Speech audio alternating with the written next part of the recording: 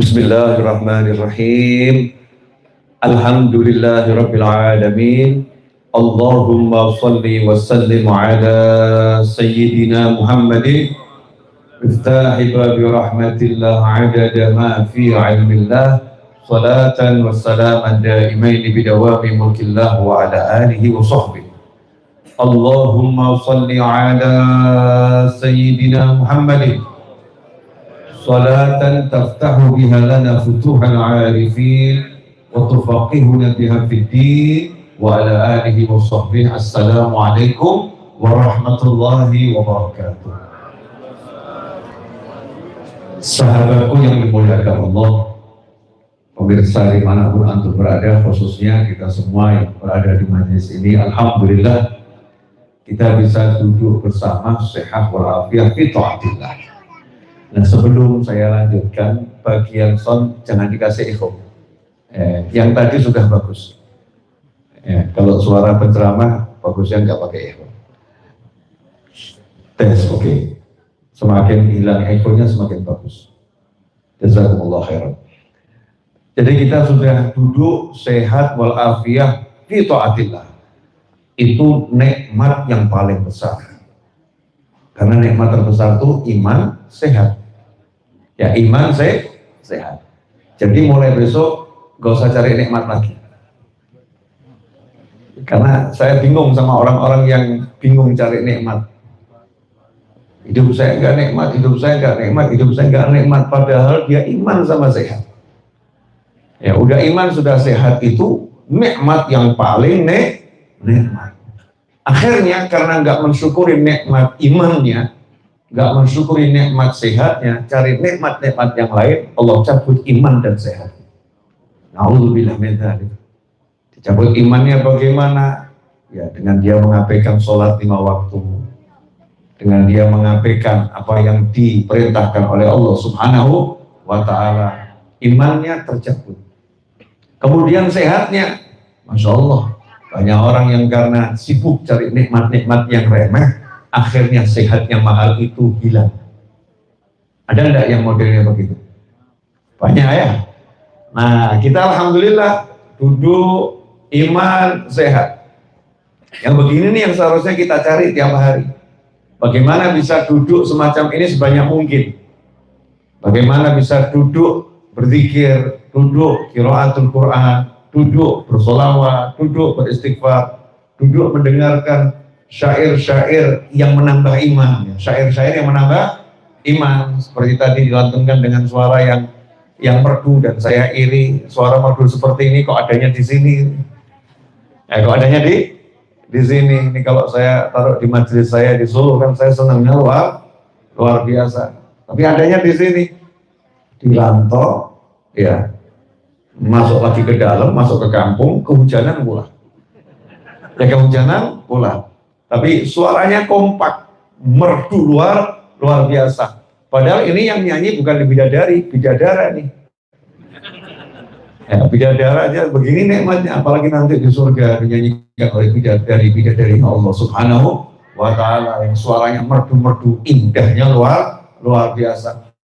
Duduk yang beginilah yang dahulu para sahabat radhiyallahu ta'ala anhum ajma'in memanggil kawan-kawannya. Ta'al najlis bina min sa'ah. Atau kama qala radhiyallahu ta'ala anhum ajma'in dalam kitab Sahih Bukhari. Sahabatnya Rasulullah SAW suka berkata pada temannya, Ta'al, ayo sini. Duduk bersama kami. Min sa'ah. Sesaat menambah iman. Ya, sesaat menambah iman. Dan sekarang yang ada ta'al, ayo sini duduk sama kami ngopi merusak iman.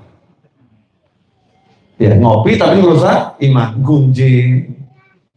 Satu dengan yang lain kadang ya itu merendahkan orang lain, obrolannya menjatuhkan orang lain, bahkan duduk di pinggir jalan katanya mau cuci mata, tapi motorin mata, melihat hal-hal yang gak boleh dilihat. Kadang-kadang kita duduk dengan pandangan merendahkan orang lain, menghinakan orang lain. Na'udzubillah min dzalik. Tapi dahulu sahabatnya Nabi Muhammad SAW kalau duduknya itu nambah iman. Nah duduk yang nambah iman yang buat hidup kuat. Ya hidup kita jadi kuat. Kenapa zaman sekarang banyak orang yang kuat tapi hidupnya lemah, badannya keker, ya badannya keker, wajahnya ganteng atau wajahnya cantik, tubuhnya sempurna, tapi Masya Allah sedikit saja kena ujian hidup yang kecilnya luar biasa, itu hidupnya sepertinya hilang. Hidupnya sepertinya hilang, seakan-akan nggak bisa hidup lagi, seakan-akan nggak mampu dia melanjutkan kehidupan. Lemah. Kenapa lemah? Karena rohnya nggak dikasih makan, rohnya nggak dikasih santapan. Sibuk cari sarapan, sibuk cari makan siang, sibuk cari makan malam, nggak sempat ngasih makan hati, nggak sempat ngasih makan ruh. Zikir subuhnya hilang, zikir duhanya hilang, ya zikir sorenya hilang, zikir malamnya hilang. Yang ada zikir-zikir yang dilarang itu riba, namimah dan semacamnya. Nauzubillah min dzalik. Makanya beruntung kita diberi fase-fase di setiap waktu oleh Allah Ta'ala untuk memperbaiki iman. Di antaranya bulan Rajab. Di bulan Rajab ini fase bersih-bersih. Karena itu kita dianjurkan untuk banyak istighfar selama bulan Rajab. Di masjid, di langgar, di surah, di majlis, semua diajak memperbanyak istighfar kepada Allah Subhanahu wa Ta'ala. Biar apa? Biar kotorannya hilang, hatinya semakin bersih, sehingga rohnya menjadi kuat. Kalau ada godaan, ada gangguan dalam kehidupan, tidak mudah jatuh, nggak mudah goyah. Kemudian nanti ada fase lagi bulan Sya'ban, ada malam nisfu Sya'ban. Terus masuk bulan Ramadan. Tiap detik di bulan Ramadan itu penuh dengan gizi-gizi akhirat yang membuat roh kita itu semakin kuat. Kalau kita mau memberi makan roh kita, kalau kita mau memberi santapan roh kita. Karena itu mari kita syukuri, alhamdulillah disiapkan tempat untuk memperbaiki iman kita, untuk refresh roh kita, menjadikan kuat rohani kita. Tempat yang semacam inilah yang harusnya ada di setiap rumah.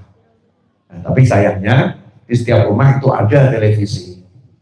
Di setiap rumah itu ya hampir acara-acara yang haram itu ditayangkan oleh kita sendiri. Tapi yang qiraatul Quran bersama anak, bersama pasangan hidup, tadarus Al-Quran, atau kita baca Al-Quran sendiri, atau bersama-sama kita sholat berjamaah, setelah itu berzikir bersama, berdoa bersama. Zaman sekarang ini mulai hilang, yang ada nafsi, sholatnya sendiri-sendiri, zikirnya sendiri-sendiri, hidupnya sendiri, gak peduli orang tua, gak lagi nanya sama anak, udah sholat belum, udah sholatnya di mana, sama siapa. Giliran sholatnya sendiri, orang tuanya, oh ya udah alhamdulillah, cuma begitu saja. Sementara dahulu para ulama itu kalau ada anaknya nggak sholat berjamaah diusir, dipindah. Diusirnya di mana? Bukan diusir keluar dari rumah, begitu bukan. Diusir, nggak boleh tinggal bersama 1 tahun, disuruh tinggal di pondok pesantren. Belajar di sana kamu sholat berjamaah 1 tahun tuh ya, baru boleh pulang. Kalau anaknya nggak mau sholat berjamaah, sekali meninggalkan sholat berjamaah dihukum semacam itu. Saya masih ingat di Surabaya ada Habib Muhammad bin Ali Asgar, itu mengajarkan pada anaknya untuk selalu sholat ke masjid. Nah itu tahunya anaknya sholatnya di masjid atau tidak, bagaimana? Anaknya cerita ke saya, ayah saya itu setiap saya pulang dari masjid dicek, dari sholat di mana? Di masjid. Imamnya rakaat pertama yang dibaca setelah Al-Fatihah apa? Rakaat kedua setelah Al-Fatihah yang dibaca apa? Kalau nggak bisa jawab, berarti kamu nggak sholat di masjid. Jadi anaknya mau nggak mau ke masjid, dan harus ingat-ingat ini ya. Rakaat pertama tadi imamnya sholatnya yang dibaca apa? Rakaat kedua yang dibaca apa? Perhatiannya orang tua dulu sama anak sejauh itu urusan sholat. Nah ini kita sekarang acuh tak acuh. Kamu sholat jamaah enggak? Saya ngomong sama anak saya, kalau nggak sholat jamaah, saya wajibkan mengulangi sholatnya. Sholatmu tadi belum sah. Ya, sholat sendiri nggak kepake gitu. Kamu harus ulangi sholat berjamaah. Sholawat, kita nggak cek sholawat anak kita. Baca sholawat nggak hari ini? Tadi pagi sholawat nggak? Sore sholawat nggak? Mari kita cek keluarga kita, anak kita. Kalau pagi ingatkan, sholawat pagi jangan lupa. Sholawat sore lupa. Karena dalam hadis disebutkan siapa yang pagi sholawat 10 kali, sore sholawat 10 kali, dijamin dapat syafaat Nabi Muhammad SAW. Ringan, cuma angka 10. Mau sholawatnya model apapun, ya Rabbi sholli ala Muhammad boleh, sallallahu ala Muhammad boleh, Allahumma sholli ala Muhammad boleh, Allahumma sholli ala Sayyidina Muhammad boleh, Allahumma sholli wa sallim ala Sayyidina Muhammad boleh. Yang penting sholawat. Sejumlah 10 kali, 10 di pagi hari, 10 di sore hari, dijamin dapat syafaat pertolongan Nabi Muhammad sallallahu alaihi wasallam. Nah, kalau kita bekali keluarga kita dengan nutrisi-nutrisi semacam ini, ya, yang namanya sholawat, qiraatul Quran, sholat berjamaah, gak usah pusing dengan urusan anak kita. Allah yang ngurus. Ya, Allah nanti yang menyelamatkan, Allah nanti yang melindungi, Allah nanti yang akan menyelesaikan masalahnya. Kenapa? Wa may yattaqillaha yaj'al lahu makhrajan wa yarzuqhu min haitsu la yahtasib. Siapa yang bertakwa kepada Allah, siapa takwa pada Allah, yaj'al lahu makhrajan. Apapun masalahnya Allah beri solusi, Allah beri jalan keluar. Wa yarzuqhu min haitsu la yahtasib. Nah, Allah memberi dia rezeki dari arah yang enggak pernah dia sangka-sangka, yang enggak pernah bisa dia perhitungkan, yang enggak pernah bisa dia kira-kira. Rezekinya serba surprise indah, kejutan indah dari Allah Subhanahu wa ta'ala. Ikhwani rahimakumullah, sahabatku dimanapun Anda berada, ini mukadimah kajian malam hari ini. Ya, belum ceramah. Ngomong saja belum. Ya, ngomong saja belum. Ini judulnya tadi aja ayatnya Isra Mi'raj. Baru Isra-nya Mi'rajnya belum tadi ya. Subhanalladzi asra bi'abdihi lailan minal masjidil harami ilal masjidil aqsa alladzi barakna haulahu liyuriyahu min ayatina innahu huwas sami'ul basir. Itu ayat tentang Isra. Belum sampai Mi'raj. Nanti Mi'raj ada ayatnya lagi. Nah, saya bersyukur yang dibaca baru ayat Isra. Karena kalau sampai Mi'raj selesainya berapa nih? Seminggu kali ya. Seminggu, 2 minggu, 3 minggu. Ini Isra saja saya ambil satu bab saja, mudah-mudahan barokah. Ya, judulnya berkah. Ya, judulnya berkah. Coba perhatikan ayatnya itu. Subhanalladzi asra bi'abdihi lailan minal masjidil harami ilal masjidil aqsa alladzi barakna haulah. Kalau kita lihat, Allah mengatakan startnya, awalnya perjalanan Isra, perjalanan di malam hari Nabi Muhammad SAW, yaitu Allah yang memperjalankan minal masjidil harami ilal masjidil aqsa alladzi barakna haulah. Pertanyaan saya, kenapa untuk Masjidil Aqsa ada tambahannya? Ya, untuk Masjidil Aqsa ada tambahannya. Dari Masjidil Haram jelas bil barakah mubarak. Masjidil Haram itu di Mekah yang penuh berkah. Masjidil Aqsa jelas masjid itu penuh berkah. Tapi ditambah alladzi barakna haula, yang sekeliling masjid itu diberkati oleh Allah Subhanahu wa ta'ala. Dari tempat yang berkah ke tempat yang berkah, tempat yang berkah ini sekelilingnya juga diberkati. Ada penekanan di situ. Maka dalam tafsir disebutkan diberkati dengan apa? Salah satu tafsirnya adalah dengan banyaknya Nabi dan Rasul yang dimakamkan di sekeliling Masjidil Aqsa. Salah satunya adalah Nabi Musa alaihissalam yang wasiat, nanti kalau saya meninggal makamkan di sekitar Masjidil Aqsa, walaupun jaraknya dari Masjid Ramyah, ya sejauh lemparan batu. Dulu nggak ada meteran, jadi kalau mau tahu jarak ambil batu lempar. Nah, sejauh lemparan batu, gas gitu, jangan jauh-jauh. Nah, di sini ya rahimakumullah, Allah menunjukkan pentingnya barokah. Ya, menunjukkan pentingnya barokah. Sampai Allah sebut secara khusus tempat yang dituju oleh Nabi Muhammad SAW itu keistimewaannya penuh dengan barokah. Dan kalau kita lihat Isra dan Mi'raj, memang itu perjalanan berkah. Saya sedikit mau buat antum pusing, boleh? Ya, pusing. Jadi kita ini kalau tidur, ini ringkasnya saja semalam saya sampaikan di samping agak panjang. Yang di sini ringkasnya saja. Kalau kita tidur, mimpi. Dalam waktu 1 menit kita mimpi pergi haji. Bangun tidur, kita cerita sama yang di samping kita. Saya tadi berangkat haji. Dan kita ceritakan bagaimana sebelum kita berangkat haji, orang tunggu di rumah kita, ya. Kemudian keluarga kumpul, terus ada manasik hajinya, perjalanan hajinya, 40 hari di tanah suci, ya, bagaimana di Mekahnya, di Madinahnya, kita ceritakan semua, ceritanya 5 jam belum selesai. Padahal mimpinya cuma satu menit. Kalau itu wajar. Kenapa? Yang tidur mengalaminya di alam mimpi. Waktunya 1 menit, waktu alam mimpi. Sementara yang sadar, ya tidak masuk ke alam mimpi. Sehingga dia mengatakan, wah itu di alam mimpi, panjang waktunya di sana. Di sini cuma 1 menit. Betul begitu. Ya, tapi kalau Isra dan Mi'raj aneh. Karena bukan mimpi. Di alam nyata. Bagaimana Rasul Muhammad SAW melakukan perjalanan dari Masjidil Haram ke Masjidil Aqsa, sholat berjamaah, ketemu kafilah, duduk bersama kafilahnya, ya sempat ngobrol bahkan ya, sempat ngobrol, kemudian ke Bukit Tursina, ke Bethlehem, kemudian ke 7 lapis langit, di setiap langit ngobrol dengan Nabi yang ada di langit tersebut, bukan cuma marhaban ya, bi'ibnu sholih wa akhsholih, bukan cuma semacam itu, bukan cuma marhaban.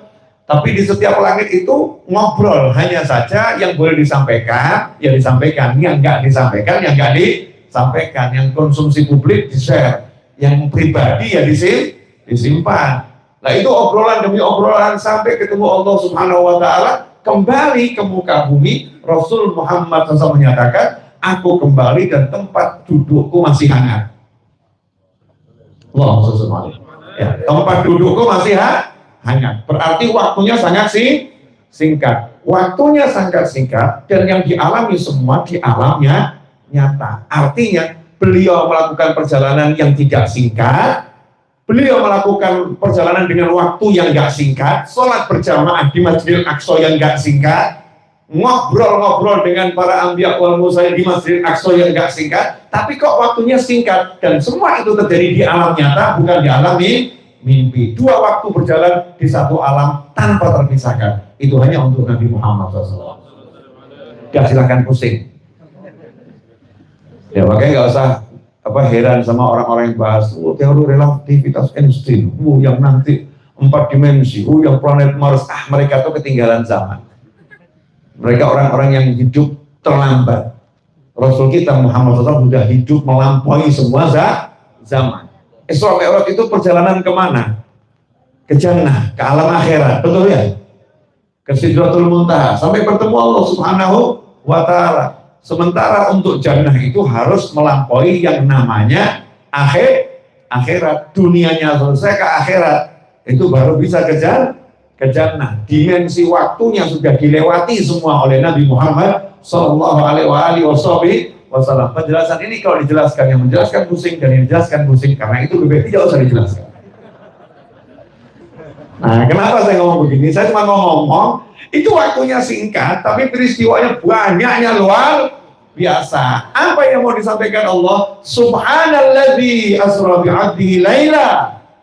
Ya, maha agung, maha hebat, maha besar, maha luar biasa Allah yang maha mampu memperjalankan hambanya pada sebagian kecil dari waktu malam. Sebagian kecil dari waktu malam. Waktunya cuma segitu, tapi aku lakukan ini loh kepada Nabi Muhammad SAW.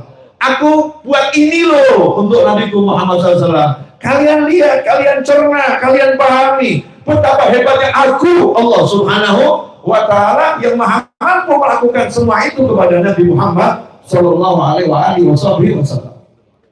Jadi kata kuncinya adalah al-barakah, berkah. Nah kalau kita hidup ini pengen berkah, ya diantaranya 1, pandai-pandai memanfaatkan waktu malam. Karena waktu malam ini adalah waktu yang berkah. Di setiap waktu memang baik, tapi ada waktu-waktu yang berkah. Waktu malam ini khusus berkah. Maka dikatakan lakukan perjalanan di malam hari. Karena di malam hari itu bumi dilipat untuk umatku. Maka ulama mengatakan kalau mau jalan ke akhirat itu jalanlah di malam hari. Nanti waktumu akan dilipat. Artinya kalau pengen cepat jadi wali, pengen cepat jadi orang pangkat tinggi di sisi Allah Ta'ala, maka malam hari manfaatkan. Seorang telah tidur, bangunlah. Sebagaimana dikatakan oleh Nabi Muhammad SAW, sesungguhnya dagangannya Allah itu mahal. Ya, dagangannya Allah mahal. Dagangannya Allah adalah surga. Man khafa adlat, siapa yang takut pada Allah Ta'ala adlat, maka dia akan berjalan di malam hari. Artinya dia akan banyak ibadah di malam hari. Karena itulah orang-orang soleh terdahulu pandai-pandai memanfaatkan waktu malam. Karena ada berkah di situ. Kalau dapat berkahnya satu, maka di berkah yang satu itu dia akan dapat sesuatu yang nggak bisa diukur sepanjang masa. Contoh, wah ini repot ini, buka-bukaan rahasia ini ya. Contohnya, Nabi Musa alaihissalam. Nabi Musa itu tadinya buronan, betul ya? Diburu oleh Firaun karena tersangka pembunuhan. Ya, tersangka pembunuhan, padahal beliau tidak membunuh, hanya saja ketika melerai, tangannya beliau pas kena pipinya seseorang, pas tangannya nempel di pipi, pas malaikat Israel bekerja. Jadi orang itu pas dicabut nyawanya, pas tangannya Nabi Musa nempel di pipi orang tersebut. Sehingga secara kasat mata, beliau itu tertuduh sebagai seorang pembunuh, padahal nggak membunuh. Artinya kalau saat itu ada teknologi visum, di visum, maka akan terbukti bahwasanya korban tidak meninggal karena pukulan, tetapi memang karena ajalnya sudah tiba, persis malaikat Israel mencabut nyawanya. Hanya saja Nabi Musa pada tempat dan kejadian yang tidak tepat, sehingga ditersangkakan, akhirnya demi menyelamatkan diri, ya demi menyelamatkan diri, memang nggak bersalah, maka beliau pun melarikan diri, menyelamatkan dirinya, melarikan diri. Subhanallah, ketemu dua wanita yang mendapatkan kesulitan ngambil air. Nabi Musa langsung membantu. Singkat cerita, karena baik pada wanita tersebut, maka sang anak pun mengatakan, ayah kalau cari menantu itu kelihatannya bagus. Ya, kelihatannya bagus, ambil sebagaimana menantu. Maka Nabi Musa pun dilamar oleh Nabi Syuaib, dijadikan menantunya, dikasih putrinya yang solihahnya luar biasa. Tamsi al-Stihya, jalannya penuh malu, solihahnya luar biasa. Setelah itu dikasih ilmunya Nabi Syuaib alaihissalam 8 atau 10 tahun. Singkat cerita, kemudian Nabi Musa kembali ke Mesir. Nah, ini ada satu rahasia yang saya kalau merenung itu, ya Allah, gimana ya? Coba begini. Satu, pergi sebagai buronan, betul ya? Sama Allah dihadiahi istri dan mertua. Dihadiahi istri dan mertua. Setelah punya istri dan mertua, 8 tahun berguru atau 10 tahun berguru, pede pulang ke negaranya walaupun status buronan. Pertanyaan saya, apakah saat itu sudah ada perintah buat Nabi Musa untuk dakwah ke Mesir? Perintahnya dakwah ke Mesir kan belum ada, belum jadi rasul. Ya belum jadi rasul. Tapi Nabi Musa pulang ke Mesir, pede, la khaufun alaihim walahum yahzanun. Percaya diri punya Allah Subhanahu wa ta'ala. Istrinya dibawa, istrinya diajak. Sampai di tengah jalan lapar. Jadi urusan lapar ini Nabi Musa pengalaman. Nanti sama Nabi Khidir juga kelaparan ya. Saya ngomong begini bukan karena saya kelaparan, bukan. Enggak, saya kalau kelaparan saya ngomong, enggak malu. Karena Nabi pun kalau lapar enggak malu. Urusannya nyawa itu bro ya. Urusannya nyawa. Begitu kelaparan nih bersama istri di tengah padang Sahara, gelap gulita, nggak ada cahaya. Terus lihat di atas gunung ada cahaya. Oh, itu ada api unggun. Kalau ada api unggun berarti ada tenda. Berarti yang punya tenda siap terima tamu. Begitu adat orang Arab di zaman dahulu.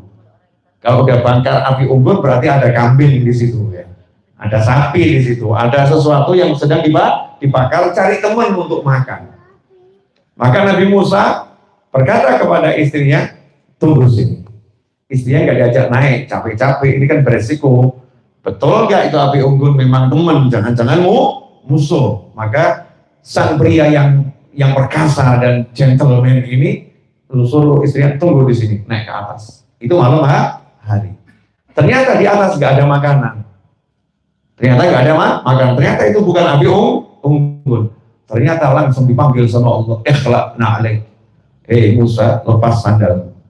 Innaka bil wadil muqaddasi tuwa. Kamu berada di lembah yang suci tua. Ya, sesungguhnya aku Allah dapat wahyu langsung. Diangkat jadi rasul.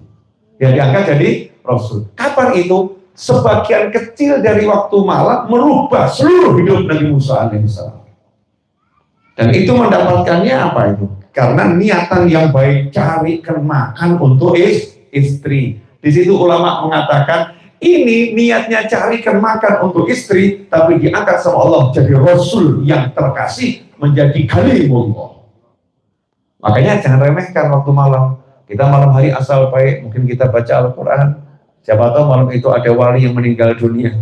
Cari penggantian nggak ada, kok kebetulan kamu yang nggak jelas, yang lagi melek.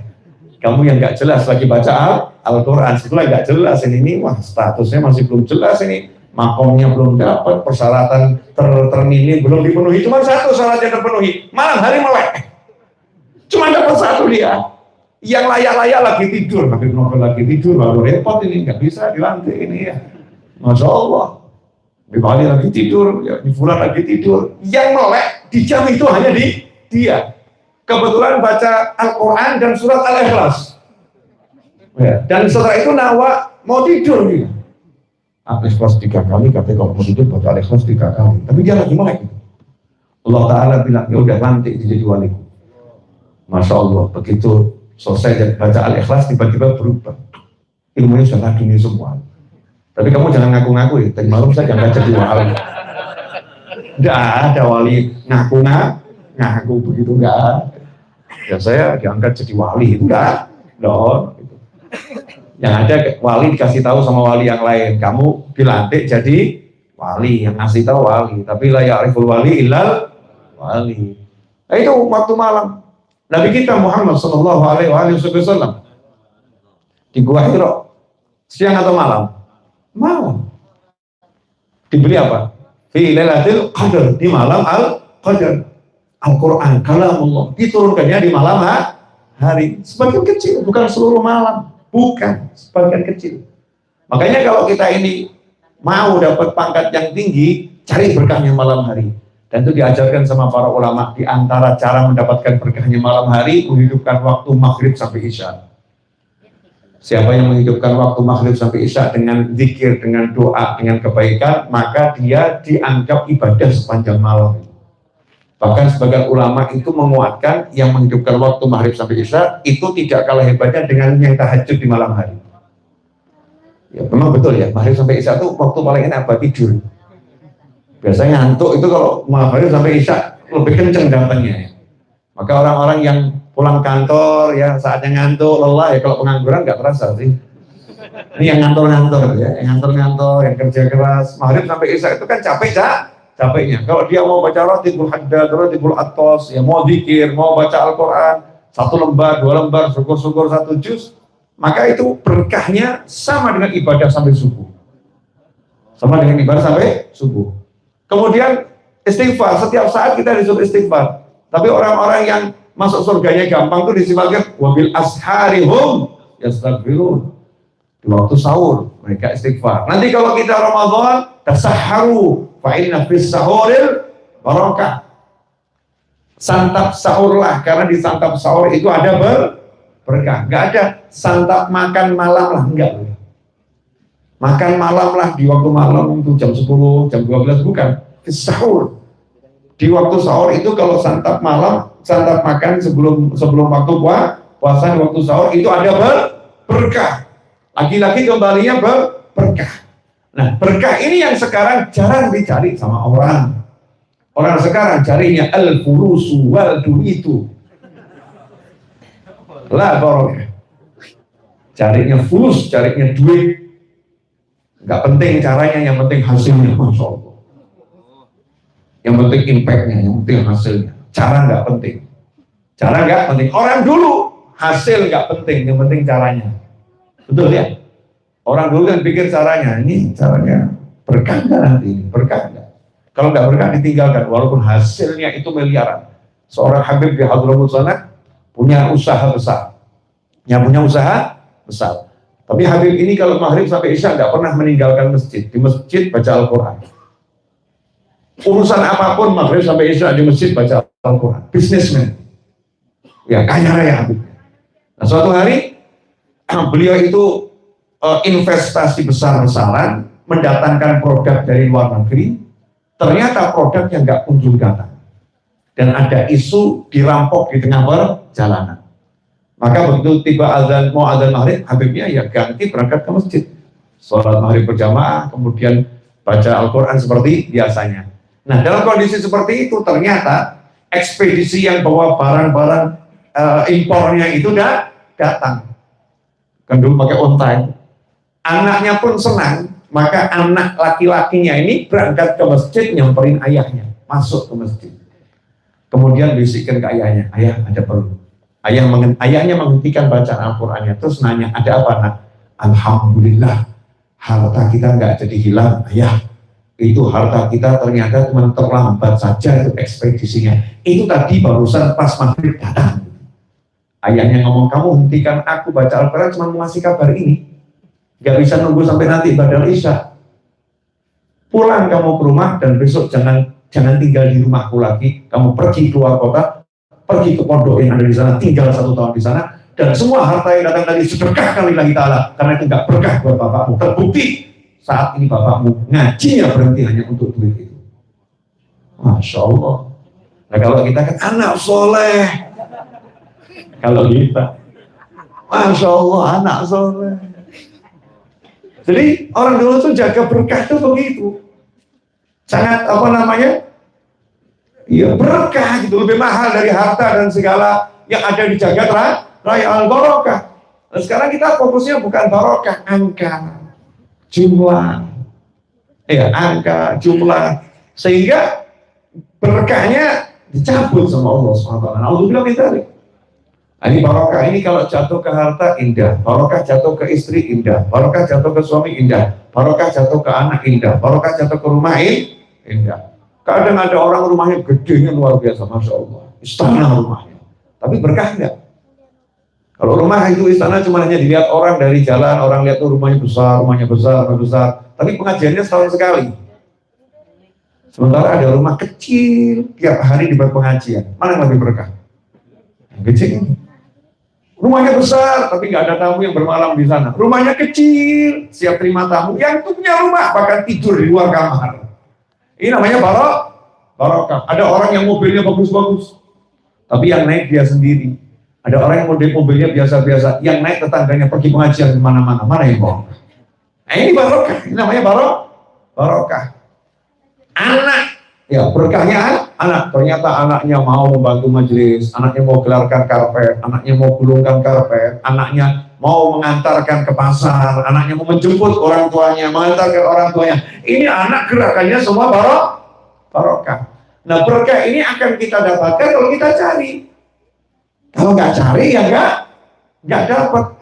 Karena itu orang dulu selalu, kalau dulu ya mau pergi kerja nggak bilang mau cari duit, mau kemana? Cari barokah, cari nafkah, cari barokah. Bahkan makanan-makanan yang ada di majelis dulu disebut berkatan. Nggak tahu sekarang ya.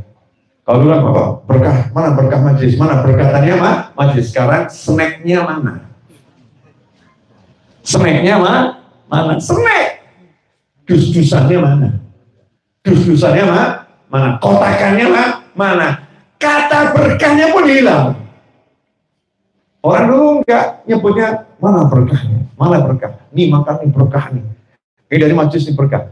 Ini sekarang ada orang dikasih, misalnya ya, saya habis minum kopi. Ya, terus saya bilang ke teman saya, insya Allah barokah gitu ya. Mungkin nih kalau akidahnya nggak beres, ya bukan berkah nih Beb, namanya Beb, ini namanya yang menjijikkan Beb. Masa bekas mulutnya aku mau dikasihkan saya? Bekas mulutnya Kiai mau dikasihkan saya? Dikasih sama orang tuanya, nah ini berkah, bekas mulut orang tuanya. Ih, ayah jijik, masa bekasnya ayah kasihkan aku? Orang dulu enggak, dipaksa, nih berkah. Anaknya dilatih, ini berkah, ini berkah dari bibirnya bapakmu, ini berkah dari bibirnya ibumu, barokah ini. Orang dulu begitu mengajarkannya, bukan ini menjijikkan. Ya kita ini muslim gitu, kita ini muslim. Terserah yang lain, ya terserah yang lain. Konsep kita dalam jalan di dunia ini punya konsep tersendiri dan konsep yang terbenar dari Nabi Muhammad Sallallahu Alaihi Wasallam, meskipun ya kita akan selalu menjaga yang namanya kebersihan. An-nadhafatu minal iman. Lanjut boleh? Boleh, baru 30 menit. Betul. Nah, ya kurang lebih kan 35 ya, tawar dikit ya boleh masuk kok. Ya kurang lebih ya 30, ternyata 35. Alhamdulillah kan diskon saya. Berarti kan saya harus ngomong lebih banyak lah lagi. Berkah. Saya minta itu didoakan dapat berkah. Ilmu saya nggak perlu banyak-banyak, tapi yang berkah. Karena kalau berkah itu pasti banyak. Nah, ada orang dikasih duit, pilih mana kamu? 1 juta atau ini 10.000 berkah. Oh iya, 1 juta yang berkah, Bi. Berarti ini apa ini? Orientasinya kepada berkahnya atau angkanya ini? Angka. Seorang suami ngomong sama istrinya, Dik, kamu pilih mana, Dik? Ini saya baru 2 uang, yang 1 miliar, ya tapi nggak jelas berkahnya. Tapi yang ini cuma 100.000 berkah, kamu pilih mana? Kira-kira istri pilih yang mana? 1 miliar nggak jelas berkahnya, Bu. Atau yang 100.000 jelas berkah, pilih yang mana? Ayo jujur. Yang mana, ayo? Nah, jawabannya, bawa sini 1 miliarnya akan ku berkahkan. Masya Allah. Ini memang otak-otak ekonomi. Angkanya itu yang dikejar angkanya. Tapi kalau orang-orang yang yakin sama barokah, kalau nggak jelas berkahnya udah nggak usah. Pak sini yang 100.000 yang jelas barokah. Paman saya, semoga Allah panjangkan umurnya dalam kesehatan, ketaatan, keridhaan. Habib Ali bin Ali Al-Habsyi yang di Solo dapat julukan Ali Bakso. Karena dulu mudanya suka jualan bakso. Sampai masa tuanya diinget terus tuh ya kerjanya itu. Itu waktu Habib Abdul Qadir bin Ahmad As-Segaf Jeddah rahimahullah berkunjung ke Indonesia dan ada di Jakarta. Saat itu singgah dan istirahat di rumahnya Habib Umar bin Muhammad Mulakhilah rahimahullah. Paman saya dan Habib Anis dari Solo berangkat ke sana, rombongan Solo. Ya, bersama Habib Anis. Nah, paman saya minta izin. Minta izin pengen mijetin Habib Abdul Qadir bin Ahmad Jeddah. Saat itu dipersilahkan masuk kamar, izinkan. Dipijitin sama paman saya. Ya, gegernya dia dipijitin terus diajak ngomong, siapa kamu? Waladkum Ali bin Ali Al-Habsyi. Oh ya, sudah karena senang nih tahu Abdul Qadir bin Ahmad rahimahullah, terus nanya, kamu minta didoakan apa? Mau enggak saya doakan kamu kaya? Ya, mau enggak kamu saya doakan kaya? Paman saya menjawab, qala Habib Husain bin Muhammad Al-Haddad, al-barakah khairun minat tijarah. Katanya Habib Husain Al-Haddad, berkah itu lebih hebat daripada punya bisnis kekayaan. Jadi doakan saja saya berkah. Langsung Habib Abdul Qadir bin Ahmad itu noleh gitu ya, noleh dan mengatakan, wallahi waladi, ya, demi Allah ya anakku, semua orang yang saya tawarkan mau enggak saya doakan kaya, semuanya iya. Hanya kamu yang nolak dan kamu yang minta barokah. Allah yubarik fik, tepuk dadanya didoakan berkah, dan sampai sekarang hartanya berkahnya luar biasa, dan salah satu berkahnya adalah saya. Saya ini salah satu berkahnya paman saya, dipondokkan dulu cuman 6 bulan dibiayai, benar. Berkahnya itu diantaranya saya, jadi semacam ini. Paman saya punya saya itu ya barokah. Ya barokah. Di barokah itu. Oh, hartanya bisa menghajikan semua kakaknya, bisa digunakan bangunkan rumah semua kakaknya, ya bisa membantu dakwahnya umat Nabi Muhammad SAW, barokah. Dan saya pernah nanya sama paman saya, dulu masih kuat badannya, hobinya itu mengantar jenazah ke kuburan dan menanam, ya menguburkan ya. Saya nanya, paman, udah berapa jenazah yang paman makamkan? Jawabannya baru 1.000. Oh, ya, baru 1.000. Karena dari tahun 70-an ya. Dari saya belum lahir, ya baru 1.000. Dan setiap kali nguburkan jenazah itu titip di telinganya dibisikin, titip salam ya buat ibu, begitu. Anak yang soleh, yang selalu memikirkan orang tuanya, barokah. Dahulu Al-Habib Husain Al-Haddad, Tegal ya, yang dimakamkan di Tegal, Jombang. Kebetulan kakek saya dari ibu, Ali bin Muhammad Al-Habsyi, dari kakek dari ibu ya, yang di Jombang, itu khodim, melayani Habib Hussein Al-Haddad. Nah kebetulan kakek saya meninggal sementara istrinya lagi hamil, hamil paman saya itu. Sehingga waktu paman saya lahir itu semua anak yatim masih kecil-kecil. Ya, semuanya diasuh oleh Habib Hussein Al-Haddad. Yang laki ditaruh di Jakarta, ditaruh di Darul Aitam. Yang perempuan dititipkan sama sebagian diasuh beliau sendiri, sebagian dititipkan saudaranya, ada di Surabaya, ada yang di Tuban, di Malang, dan tetap di Jombang. Tapi di tangannya wali, tangannya Habib Hussein Al-Haddad, barokahnya luar biasa. Semua yang disentuh beliau itu jadi orang semua. Kadang hidupnya susah.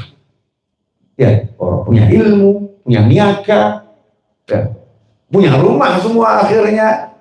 Walaupun tadinya anak yatim, anak yatim yang ayahnya sudah wafat bahkan masih dalam kandungan. Masya Allah, barokah. Nah, orientasi kita hidup ini sekarang mau cari apa? Mau cari berkah atau mau cari fulus? Atau mau cari duit? Nanti kalau cari duit, dapatnya capek. Nah, coba lihat, Gunung Kumpul. Cari duit atau cari berkah? Cari berkah. Orang cari berkah dikejar duit nggak? Ya, nolak duit. Ya, nolak duit. Saya ditanya sama orang, Habib, tolong sebutkan salah satu karomahnya Gurus Kumpul. Saya jawab sederhana, kamu saja masih hidup, pengajian ngumpulin orang nggak ada yang kumpul. Beliau udah meninggal dunia, nggak ngumpulin orang, orangnya kumpul. Selesai. Betul? Benar nggak? Nggak pakai teriak-teriak, silakan datang, nggak pakai share, nggak pakai buat panitia untuk mengumpulkan massa, nggak ada. Orang bayar sendiri, biaya sendiri dari seluruh pelosok negeri, semuanya pengen hadir, semuanya pengen datang. Nah yang didatangi ada di situ hidup gitu ya sebagai manusia? Enggak, di alam barzah sana. Ya di alam barzah sana lah kamu yang hidup. Buat pengajian di rumahmu, undang tetangga aja nggak datang. Kan begitu ya. Nggak punya power gitu ya, powernya kurang. Satu kota diundang, yang datang cuma berapa orang. Padahal pakai pamflet, pakai sebaran dan lain sebagainya. Masih hidup. Ini yang sudah meninggal dunia, nggak ngapa-ngapain. Ya, ratusan ribu orang nggak datang. Cukup itu satu saja. Dan hebatnya, yang datang di Majlis Hall itu, banyak orang-orang yang kalau nggak di Majlis Hall nggak mau ketemu. Ya. Tapi subhanallah di Majlis Hall ketemu, oke, gitu ya. Bisa duduk bareng. Selesai itu ya Allah. Tapi artinya majlis itu bisa menyatukan hati yang bercerai-berai. Hati yang nggak bersatu bisa jadi bersatu. Cukup itu sebagai bukti karomah. Selesai. Saya nggak butuh karomah yang lain.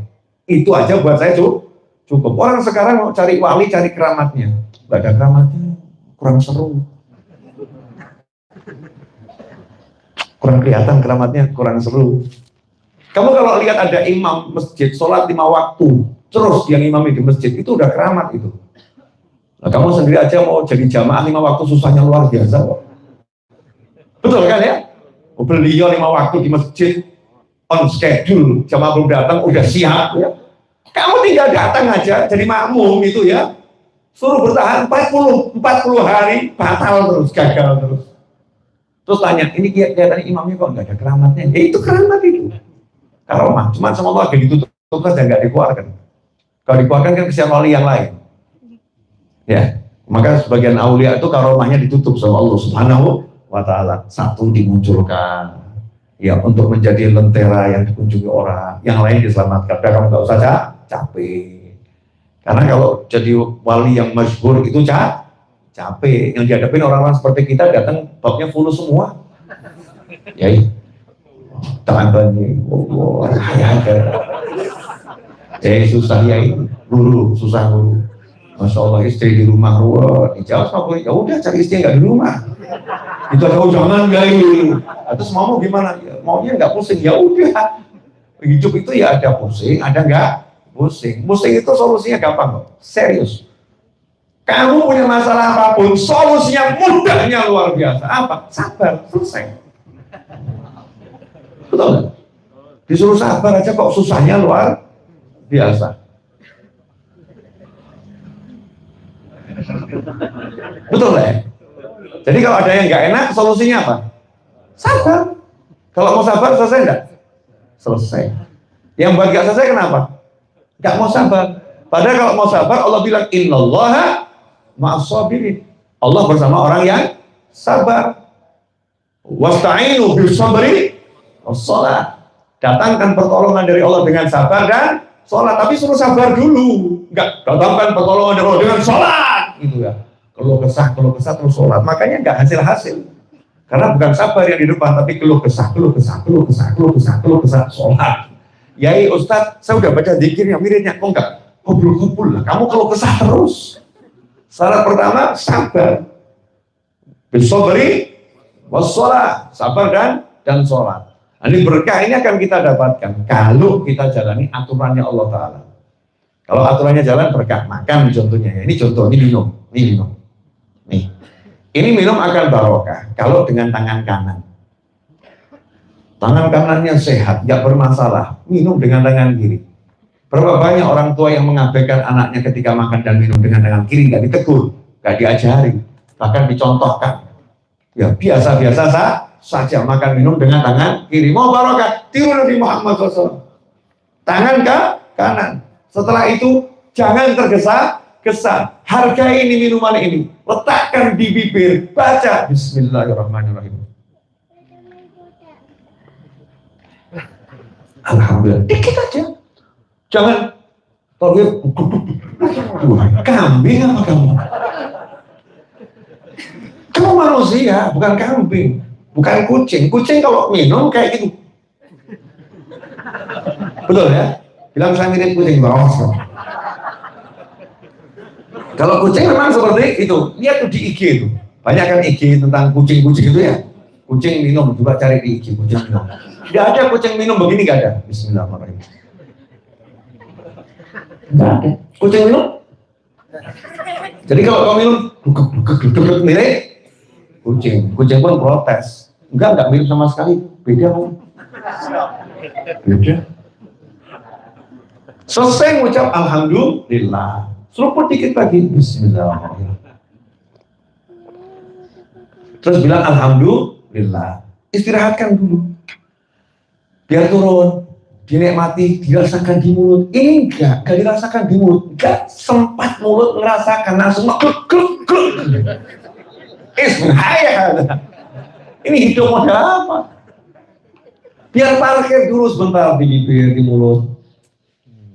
Nah, itu kan biar turun sampai di perut. Nah, itu nanti jadinya berkah. Berkahnya bagaimana? Nah, berkah itu biasa diterjemahkan kok. Baiknya jadi banyak. Ya, jadi banyak kebaikan dari hasil minum kopi tersebut. Makan, ya sama seperti itu. Tangan kanan, baca bismillah. Nah, ini enggak kadang lupa bismillahnya, lupa alhamdulillahnya. Hal-hal yang sederhana, tapi diabaikan. Padahal ini caranya Allah gitu loh. Yang ngasih hidup Allah, ini semua punyanya Allah. Langit, jagat raya punyanya Allah, kita punyanya Allah. Terus kita sok gitu ya. Aku terserah aku ya Allah gitu. Minum caraku sendiri ya Allah. Kamu siapa sok banget gitu? Sopo gue? Siapa kamu? Iya. Pian siapa? Pian. Bener gitu ngomong. Kita ini makhluk. Allah kasih aturan, tinggal diikuti cara makan. Masuk rumah jangan seperti kucing. Kucing kalau masuk rumah, meow. Ini banyak anak pulang sekolah masuk rumah, ayah, nggak berkah.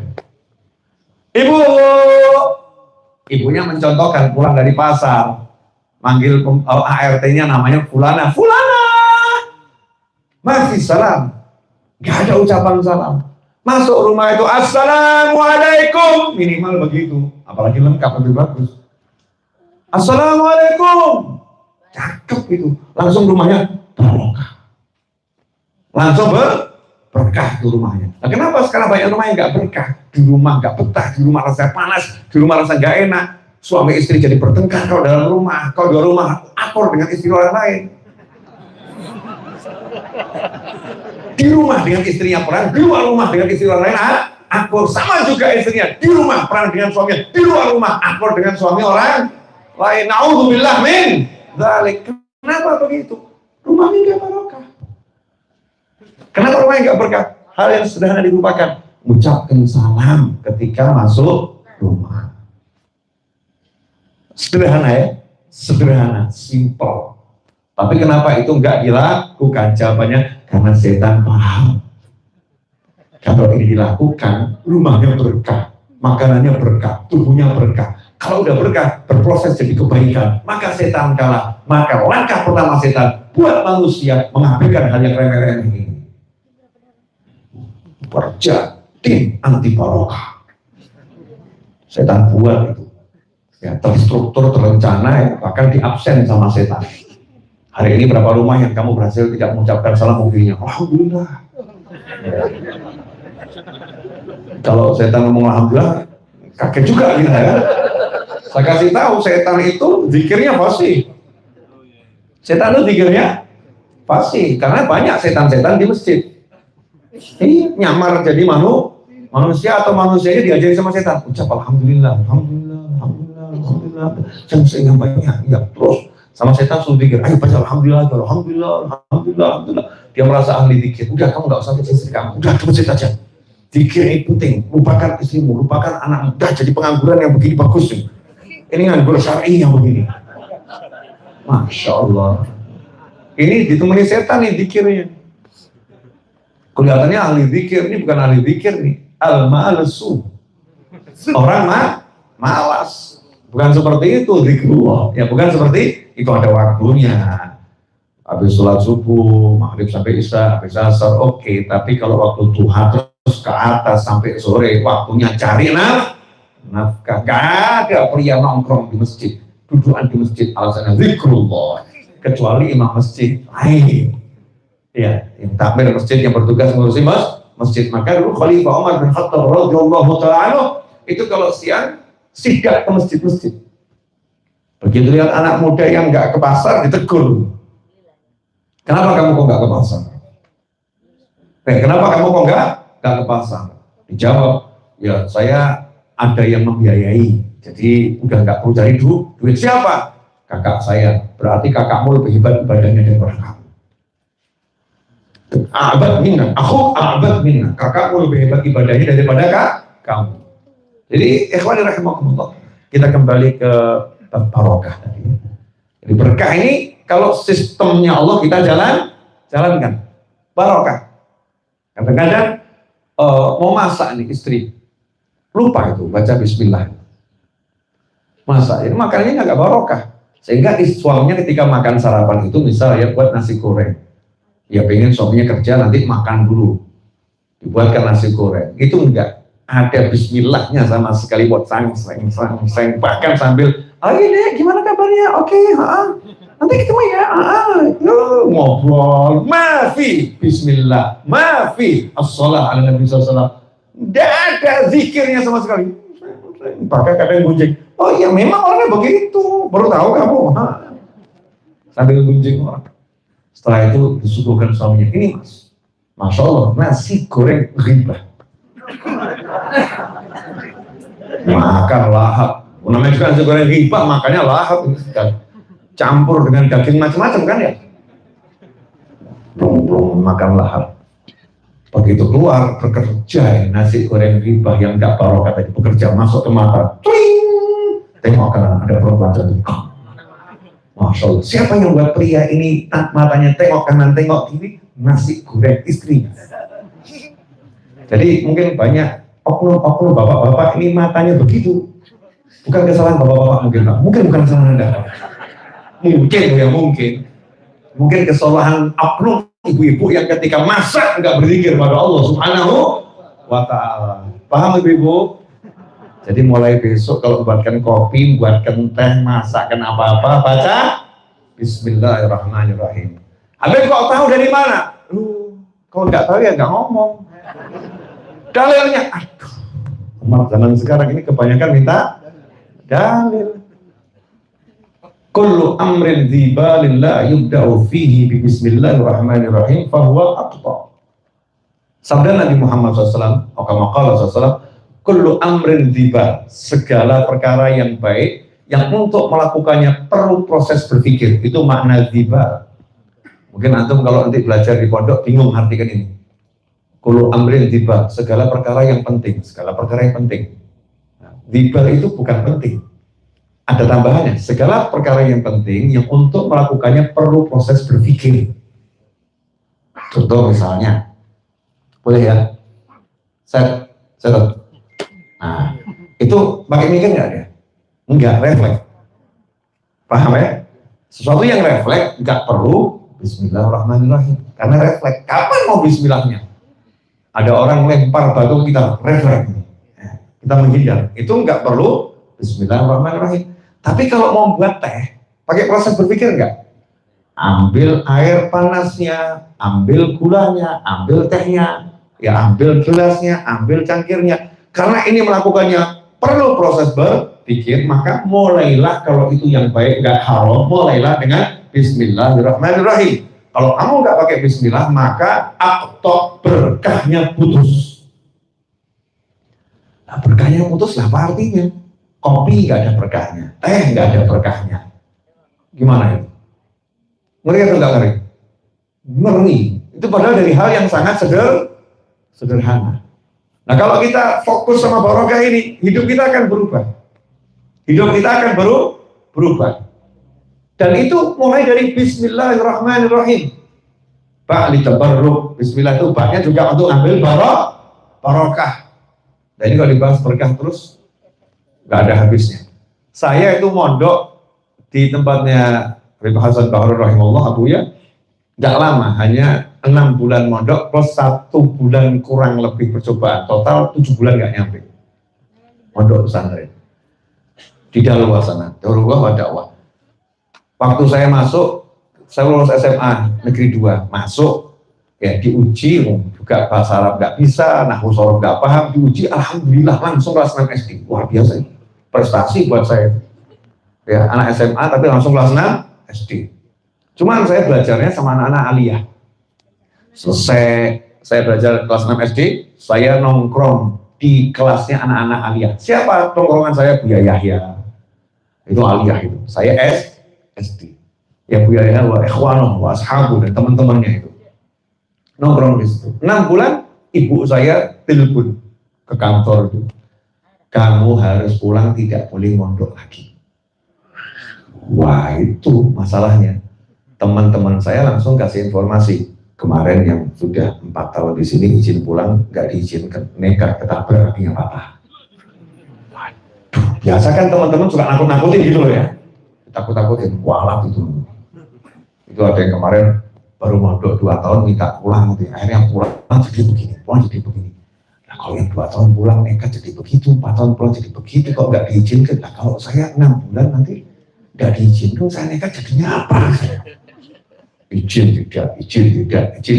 Tapi ini perintah ibu. Langsung saya keluarkan aji-aji sakti saya. Habis sholat isya, ya, langsung saya sholat hajat 2 rakaat. Kan aji-ajinya umat Islam kan kalau punya hajat, sholat hajat 2 rakaat. Sholat hajat 2 rakaat, kemudian saya baca doa tertentu. Doa ini masih saya rahasiakan, belum saya share sampai hari ini. Ada, ya mahal harganya itu. Mahal, yang satu ini saya simpan dulu ya, yang mudah-mudah bisa kok, yang ini kan kalau khususon dulu ya. Udah saya baca, terus saya masuk ke kantornya lampunya padam, tapi mau tidak mau harus masuk. Nah, novel itu ya. Ternyata lagi pijet di bahasa baru, lagi pijet. Waduh, salah waktu nih, timingnya nggak tepat. Lagi pijet diganggu pula ini. Novel. Dia mau izin, pakai bahasa Arab dia izin, besok pagi mau pulang dan tidak kembali lagi. Nggak boleh ibu melanjutkan nyantri di sini. Noleh langsung. Irji yakfik walakal barokah. Pulang, kamu udah cukup, kamu dapat keberkahan. Kaget saya. Wah, amin, seneng saya ya. Pulang dengan PD, teman-teman saya di luar gimana? Nggak boleh kan? Lalu kan, enggak, irji, ya fik, walakan kok bisa? Oh rahasia, ada ilmunya. Ada ilmunya. Pulang saya. Pulang ke rumah, akhirnya saya cari ilmu, lanjut ngaji sama Habib Anis. Alhamdulillah 10 tahun sampai Habib Anis meninggal dunia. Dan akhirnya berkahnya itu betul. Ya, berkahnya apa? Oh saya lulusan SMA mondok 6 bulan, ngenger apa ikut Habib Anis hanya 10 tahun, kok ya bisa ngajar di sana, bisa ngajar di sini, ya ngomong nggak jelas ada yang mendengarkan, kan luar biasa itu berkahnya luar biasa, alhamdulillah. Nah ini berkah. Jadi berkah itu lebih penting daripada tijarah, daripada kita berusaha jadi orang kaya. Jadilah orang yang barokah. Gak ada orang berkah yang tidak kaya. Gak ada. Saya ketemu semua orang yang berkah, kaya. Ajib tuh orang-orang berkah itu. Gak punya mobil, tapi pakai mobil apapun bisa. Jadi di rumahnya tuh gak ada garasi, tapi mobil parkir banyak. Semua menawarkan, tolong ya Ustadz pakai mobil saya. Antri itu. Enak kan, gak usah bayar pajak, gak usah bayar bensin atau solarnya, gak bayar sopirnya, kemanapun diantar. Mau pergi kemanapun dilayani. Masya Allah, kurang berkah apa lagi? Nah, itu contoh saja ya. Berapa menit Mas Eto? Ini kalau nggak diingatkan saya bahaya. 61, baru 1 jam. Baru 1 jam. Lanjut atau cukup? Yakin? Katanya barokah itu cukup. Istri itu kalau berkah 1 cukup. Ya, istri itu kalau berkah 1 cukup. Tapi kalau istri berkah nanti nambah. Nambah apanya, Bu? Jadi Ibu pilih mana? Istri yang berkah atau istri nggak berkah, Bu? Istri kalau berkah 1 cukup. Istri kalau berkah nanti nambah. Kok wajahnya nggak jelas semua, kenapa ya? Maksudnya nambah baiknya gitu. Al-barokah itu kan numuh ya, nambah kebaikannya. Biar melek ibu kakek serangan fajar. Udah mulai ngantuk, mulai begini kan harus dibangunkan. Ucapan-ucapan yang tak terduga. Bu, Ibu, Bu, dengar suara saya. Masya Allah. Yang jawab, oh yang sana ada juga, iya Bu. Masya Allah. Ternyata di sana ada ibu-ibu juga itu. Alhamdulillah. Bu, pengen duit yang banyak atau yang berkah? Pemirsa dimanapun anda terjadi perbedaan pendapat antara ibu saya kanan dan saya kiri. Saya kanan teriak bayar, saya kiri teriak barokah. Jadi kira-kira yang betul yang mana bapak-bapak? Bapak pilih mana? Ngasih duit yang banyak atau yang berkah? Barokah. Bapak bilang kasih yang barokah, paham ilmunya udah. Betul ya? Jadi ngasih istri duit gak usah banyak, ngawur kamu. Bukan gitu. Barokah nggak akan nempel kepada orang yang pelit. Ibu-ibu senang tuh. Gak ada orang pelit duitnya berkah, gak ada. Jadi kalau suami berhitung kepada istri tentang angka dan masih takut kehilangan harta, maka gak akan barokah duitnya. Masya Allah. Ini kelihatannya selesai pengajian ini bagiannya dipotong sama tim YouTube, di-share gitu ya. Fatwa Habib Novel terkini. Suami pelit gak berkah hartanya. Masya Allah. Betul ya Bu ya? Jadi kalau suaminya pengen berkah hartanya, jangan. Alhamdulillah. Dengarkan baik-baik itu, dengarkan. Fatwa saya kanan dan saya kiri akhirnya bersatu, saudara-saudara. Tidak terjadi perbedaan pendapat. Orang kalau pelit gak ada berkah hartanya. Serius. Pelit itu bagaimana? Takut hartanya berkurang, itu udah pelit. Takut, mengeluarkan harta takut nanti kalau habis. Jadi orang yang takut hartanya habis, takut kehilangan hartanya, itu udah miskin sebelum miskin. Kadal faqru ayakuna kufra. Dalam sebuah hadis disebutkan hampir-hampir kefakiran buat orang jadi kufur gitu ya. Yang dimaksud bukan kefakiran, karena kefakiran jalan kewalian. Siapa yang mencintai aku, ya siap-siap kefakiran mendatanginya. Begitu sabda Nabi Muhammad SAW dalam sebuah hadis. Bil makna. Jadi kefakiran yang dimaksud apa? Takut jatuh miskin. Jadi sedekah takut, wah nanti kalau miskin gimana? Ngasih duit ke istrinya, nanti kalau uangnya habis gimana? Takut gak punya duit, takut gak punya penghasilan, takut gak punya harta yang bisa buat hidup, takut semacam itu. Itulah kefakiran yang menyebabkan kekufuran.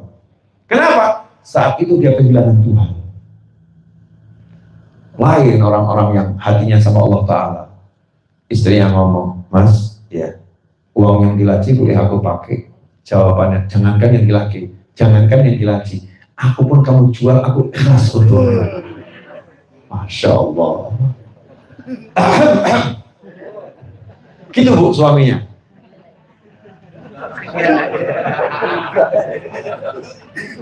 Ya mungkin nggak ngomong begitu, tapi prakteknya mirip-mirip begitu.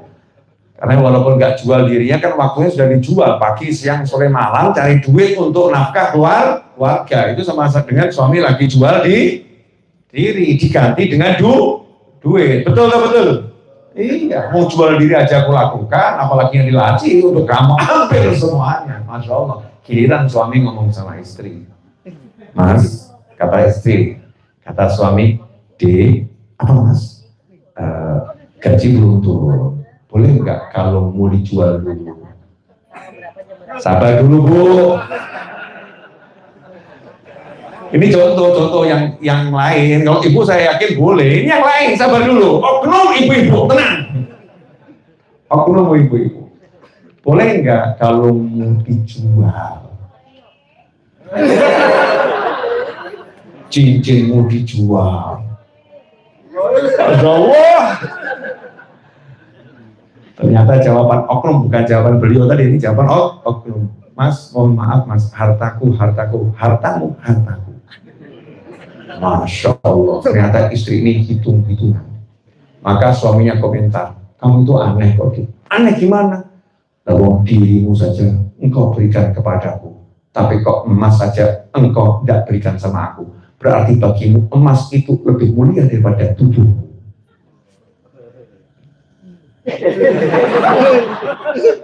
Betul kan ya? Tapi kalau istri yang cerdas, Mas, tenagaku, diriku, tubuhku, semua aja aku berikan kepada kamu. Apalagi cuma emas ini, ambil. Masya Allah. Jangan dicontoh, saudara-saudara. Nanti kalau ketemu suami yang gak beres, dihabisin kamu. Lihat dulu siapa suaminya. Kalau suaminya baik, suaminya soleh, suaminya gak boros, ya. Suaminya memang orang yang benar, ya jangan pernah berhitung sama suami. Tapi kalau suaminya memang nggak beres, nggak benar, nggak taat, duitnya buat haram, kamu pura-pura aja nggak punya. Kalung yang mana Mas? Gak ada. Belum pernah itu ada kalung yang itu. Gak ada. Karena nanti dibuat hal yang haram. Karena mana'ana ala maksiatin walau bisyati kalimatin huwa syarikun laha. Siapa yang membantu seorang bermaksiat walaupun dengan sepenggal kata, maka dia ikut andil dalam kemaksiatan tersebut. Jadi ya lihat-lihat dulu ya, lihat-lihat dulu buat apa hartanya, untuk apa itu uangnya. Tapi kalau uangnya dipakai untuk hal yang halal dan wajib dilakukan, maka jangan pernah berat mengeluarkan harta untuk suami. Tirulah Khadijatul Kubra radhiyallahu ta'ala anha. Dirinya, hartanya, tenaganya, waktunya, semua diberikan kepada Nabi Muhammad sallallahu alaihi wasallam. Akhirnya ia pun dikenang selalu oleh Nabi Muhammad SAW dan dapat salam langsung dari Allah Subhanahu wa ta'ala. Barakah. Bu. Memang perlu dibeginikan biar melek gitu ya. Jadi berkah itu syaratnya jangan pelit. Gak ada berkah nempel sama orang pelit. Coba lihat hallnya Abah Gurus Kumpul, lihat hallnya. Dapat makan nggak? Masya Allah, berapa sapi yang disembelih? Udah saya nggak ngitung ya, banyak gitu ya. Hallnya para habaib yang ada di Jawa itu atau di luar Jawa, hallnya para guru, para kiai di Jawa, di luar Jawa. Panitianya pelit atau nggak pelit? Enggak. Yang datang nggak ada ya, datang Mohon maaf Mas, udah apa namanya bayar di pojok belum? Ya, untuk membantu konsumsi nggak ada, datang saja. Panitianya nyiapin, nih ambil, nih ambil, nih ambil. Kan begitu ya. Itu namanya jalan barokah. Memang gitu, nggak ada barokah, pelit itu nggak ada. Orang pelit nggak akan berkah. Nah berkah ini selalu menang, nggak mungkin bisa kalah. Nggak mungkin bisa kalah. Karena itulah kalau kita salam, yang lain cuma satu, assalamualaikum warahmatullahi. Begitu berkah, wa barakatuh. Dan berkah-berkahnya Allah Subhanahu wa Ta'ala. Nah, mudah-mudahan insya Allah kita semua jadi hamba-hamba yang selalu diberkati. Ya, dimanapun dan kapanpun berada. Begitu pula orang tua, anak keturunan, pasangan hidup, sahabat dan teman. Amin Allahumma amin. Nah, makanya kalau bulan Rajab, nah ini loh kuncinya di sini. Kalau bulan Rajab, apa doa yang diajarkan Nabi Muhammad SAW? Allahumma barik lana fi Rajab wa Sya'ban wa ballighna Ramadan. Rasul gak ngajari aneh-aneh, cuma satu kalimat, ya Allah berkati kami di bulan Rajab dan di bulan Sya'ban, sampaikan kami kepada bulan Ramadan. Kenapa bulan Ramadan gak minta diberkati? Karena kalau sampai Ramadan insya Allah udah dapat barokah, karena Ramadan itu full barokah, dengan syarat kalau Rajabnya dan Sya'bannya dapat berkah. Kalau Rajab dan Sya'ban dapat berkah, ya berkahnya nanti Ramadan dapat berkah. Clear semuanya? Udah 1,5 jam. Betul. Nah tuh 70. Biar yang bener dulu. Kamu ngantuk lihat. 71 atau 72? Kalau ya 1 jam 10 menit ya 70 sama aja kan? Oh, agak bantu saya dikit gitu loh. Ya Beb, 1,5 jam. Kurang, nggak usah disebut 1,5 jam kurang, ya gitu loh ya. Nah, sebagai penutup untuk kajian di malam hari ini, saya mau kasih rumus, boleh? Ya, kasih rumus. Habib Soleh Al-Hamid, ya, atau Habib Soleh Tanggul, rahimahullah.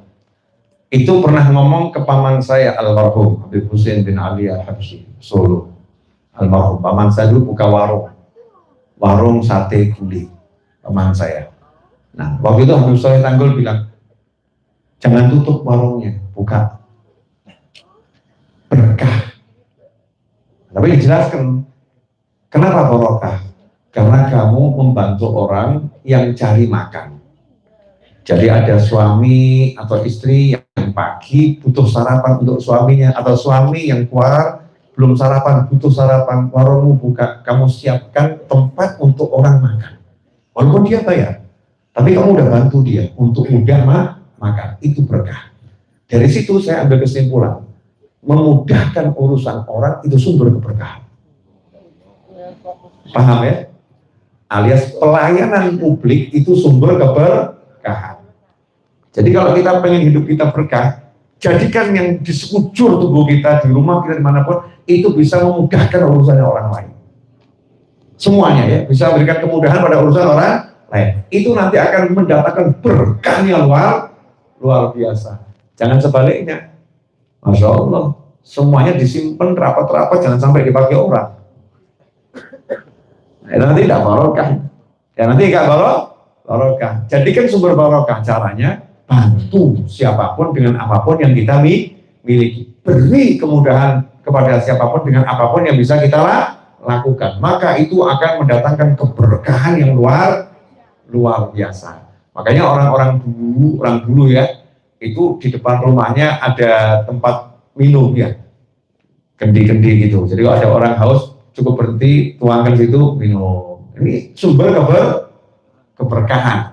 Orang dulu itu di depan rumahnya ada padasan tempat untuk wudhu, cuci muka. Nah kalau ada orang yang buat semacam itu dan diniatkan untuk orang lain, kadang depan rumahnya tuh dikasih keran air, contoh ini. Nih depan rumahnya ada keran air itu. Kalau diniatkan untuk siapapun yang mau bersih-bersih, mau nyiram-nyiram, mau pakai airnya, itu sumber barokah. Atau ada orang yang rumahnya itu di belakangnya perkampungan, sementara dia nggak tinggal di belakang, dia pasang lampu sepanjang kampung tadi, dia pasang lampu kemudian dia nyalakan setiap maghrib sampai pagi, niatnya memberikan penerangan kepada warga kampung, itu akan jadi barokah yang luar biasa. Pokoknya apapun yang memberi manfaat kepada orang lain itu sumber keberkahan. Kalau dibalik, yang mempersulit kehidupan orang lain itu yang akan mencabut keberkahan. Ya. Makanya kita cek diri kita, ada enggak yang kita buat orang lain sulit dengan kegiatan kita ini? Kalau kita ini buat sulit orang lain dengan hidup kita, maka itu yang menghambat barokah. Maka banyak orang kerja ini, kenapa ya duit saya cepat habis nih, kok nggak berkah? Kamu cek dulu, apa yang kamu nyusahin orang apa itu? Bereskan itu, nanti insya Allah akan selesai masalahnya. Jazakumullah khairan. Semoga barokah dan manfaat, dan insya Allah kita ketemu besok malam di Rantau juga insya Allah ya, di rumah beliau di mana? Keraton Raya insya Allah. Waktu dan tempat tidak jauh berbeda dengan tempat dan waktu saat ini. Ya saya juga nggak ngerti kapan. Saya kan pokoknya datang aja gitu. Orang udah pulang yang bukan urusan saya. Betul. Yang penting badal Isya. Ya badal Isya itu kan jam 10 ya badal Isya. Jam 9 badal Isya. Betul ya? Jam 4 juga badal Isya. Kan belum subuh gitu ya. Badal Isya. Tenang. Tepat waktu insya Allah. Bercanda biar pulangnya pada mulai. Pemirsa dimanapun Anda berada, jazakumullah khairan. Dan untuk kawan-kawan yang ada di sekitar Banjarmasin, Martapura, Banjarbaru, Rantau, jangan cari saya. Ya, karena saya tidak akan mudah ditemukan. Ya, jangan cari saya karena saya tidak akan mudah ditemukan. Tapi carilah saya karena saya mudah ditemukan. Bingung pasti kan ya? Ya, caranya gimana? Cukup subscribe channel YouTube Habib Novel Alaihi terus. Ya, kalau subscribe channel YouTube saya Habib Novel Alaihi terus, maka Anda akan mudah menemukan saya karena otomatis saya ketika ada di masjid saya live streaming, kelihatan di live streamingnya dari mana, itu akan ketemu insyaallah. Jazakumullah khairan wal afu minkum. Allahumma salli wa sallim ala sayyidina Muhammadin wa ala ali sayyidina Muhammad. Ashraqal badru alaina wa ikhtafa badru tamami mithla husni ma ra'ayna fil iraqaini wa syami. Rabbi faj'al mujtama'na ghayata husnul khitami wa'tina ma qad sa'alna min atayakal jisami wa akrimil arwaha minna biliqa khairil anami wa balighil muhtara anna min salatin wa salami walhamdulillahi rabbil alamin. Amin. Ada yang bawa sentuh durun nggak? Yang apa? Nih yang tebal. Ada yang tebal? Yang tebal? Enggak, bukan. Sentuh durun yang asli. Yang dari Solo. Ada yang bawa nggak? Saya belum nggak. Ada yang bawa. Ya, ada syair Yaka Domen Syiddatis Wakifu Adiyatir. Ada? Punya itu? Yaka Domen Syiddatis Wakifu Adiyatir.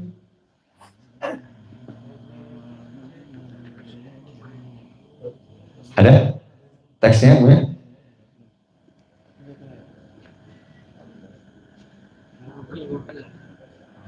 Ada teksnya? Udah ketemu?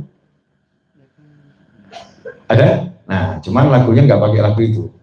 Lagunya pakai Ya Sayyidi Ya Rasulullah khudh biyadi yakadu min shiddatish waqi fuadi yatir ilal habibil ladhi hubbuh sakan fil dhamir. Oke, sedikit saja.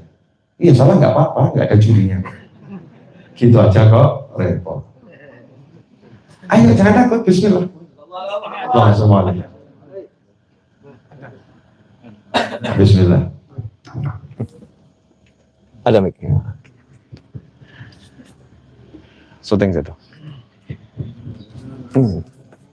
Oke nih, ini keras nih.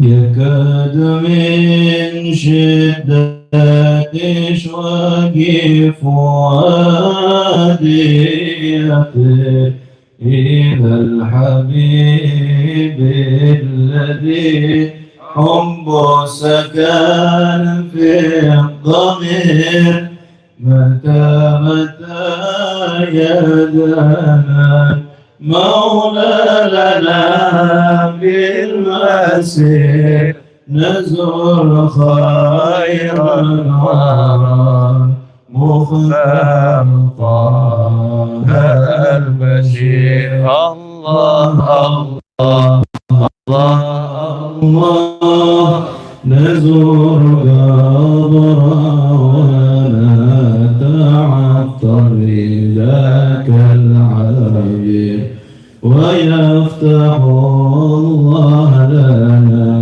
باب العطايا الكبير باب في عافية يسر علينا المسير نزور بأولادنا كبيرهم والصغير تبع زيارة أحمد من حبيبي كثير ننظر إلى ذلك وجه الصبيح النابر نشهد جماله ويمسي الطرف منا قرير الله الله الله يا سيد الرسل الباب طالب فقير يبقى كرامة يمحى كل ما فيه النظير ويدرك العبد منك كل ما في الضمير ما لطلب غير في الغيا السراج منير دايم خياله معي في مقعدي والمسير جاه النبي تاكي أحد السائر واغفر لنا كل زلة ومهمات النذير الله الله الله الله وادرك بها حماتك يونس الجو منها نطير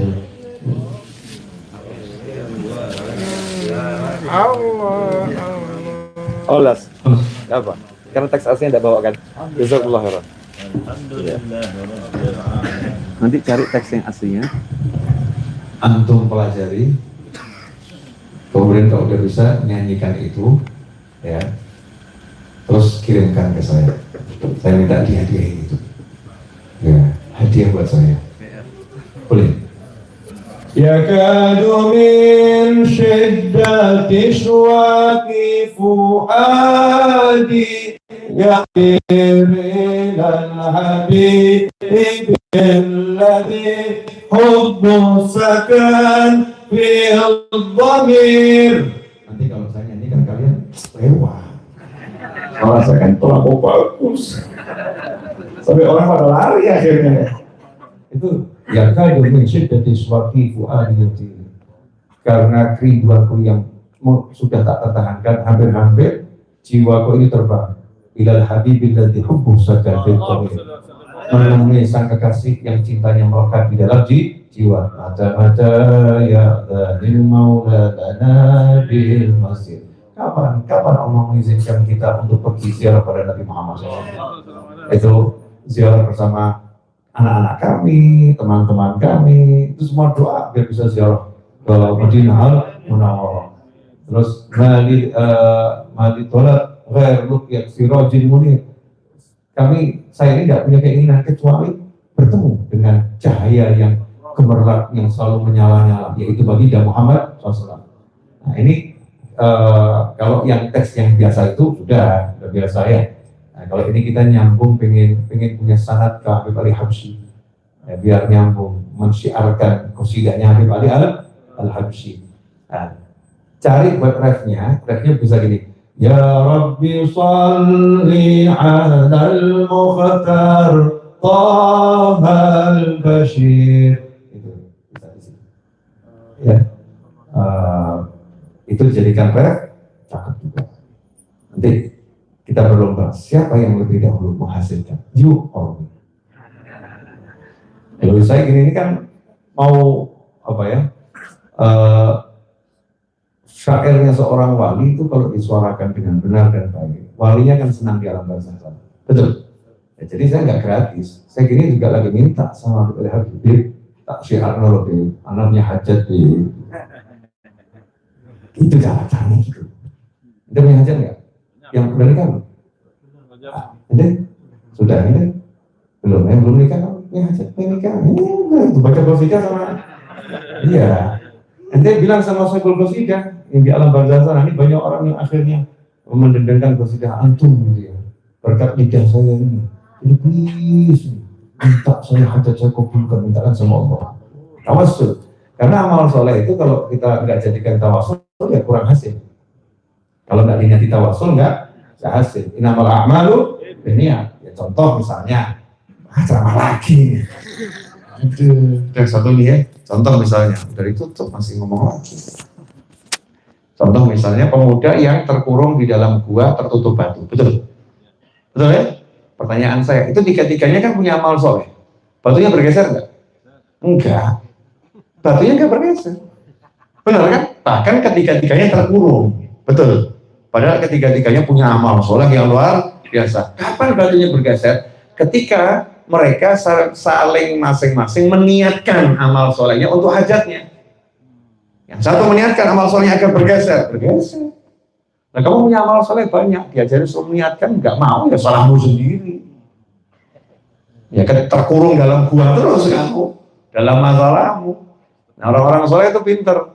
Ya itu bedanya al-alim sama yang belum alim. Yang alim sama yang belum alim beda di situ. Yang alim tahu. Oh saya biasa baca maulid, oh saya baca sholawat, oh saya biasa baca istighfar, oh saya biasa ngantarkan ibu saya, oh saya biasa duha. Ya kalau enggak diniatin, ya, kalau punya masalah ya tetap dalam gua ya. Nanti dapat fadilah dengan sabarnya, mau siap sabar terus. Ya, kalau saya lebih suka ibadah syukur daripada sabar. Ya, karena syukur itu lebih mudah, sabar itu ya lebih mudah. Semuanya mudah sebetulnya, cuman kan syukur lebih enak karena syukur itu atas nikmat. Makanya jangan sampai kita terkurung dengan musibah, dengan masalah. Ya, manfaatkan amalmu, minta sama Tuhanmu dengan berkat ini, dengan berkat ini, dengan berkat ini, dengan berkat ini. Apalagi dari suara-suara yang indahnya luar biasa. Rayu tuh para wali itu dengan syair-syair itu. Apalagi kalau mau sambil membayangkan gurus kumpul gitu ya. Menyanyikan qasidahnya Khobiri diniati sama membayangkan beliau. Wah, punya hajat nih, mobil belum cair. Boleh, ya, tapi jangan ngomong sama orang-orang. Cukup itu di hati. Hajat kecil, ya, hajat yang besar, jannah, ya kan? Jannah itu nggak usah diomongkan. Ada orang yang ngeritik, masa minta sama Allah dunia, minta dunia sama Allah. Nah, kalau nggak minta sama Allah, minta sama siapa? Ud'uuni astajib lakum. Jadi kalau minta sama Allah cuma akhirat gitu, nggak boleh minta dunia. Sementara Nabi Musa sama Allah diperintahkan, wahai Musa, mintalah kepadaku semuanya. Kalau tali sandalmu putus, minta sama aku. Tali sandalmu putus, minta sama aku. Kita disuruh minta sama Allah Subhanahu wa Ta'ala. Dan sebaik-baik minta adalah dengan amal soleh. Jelas semuanya? Sebetulnya ini rahasia, tapi terbongkar malam hari ini. Bu, terkurung dalam gua. Makanya kalau masak, nawaitu tawassul, berkat masak ini mudah-mudahan hati suami semakin lembut ya Allah, tawassul. Bukan rasain mikir kepedesan. Bukan begitu. Wassalamualaikum warahmatullahi wabarakatuh.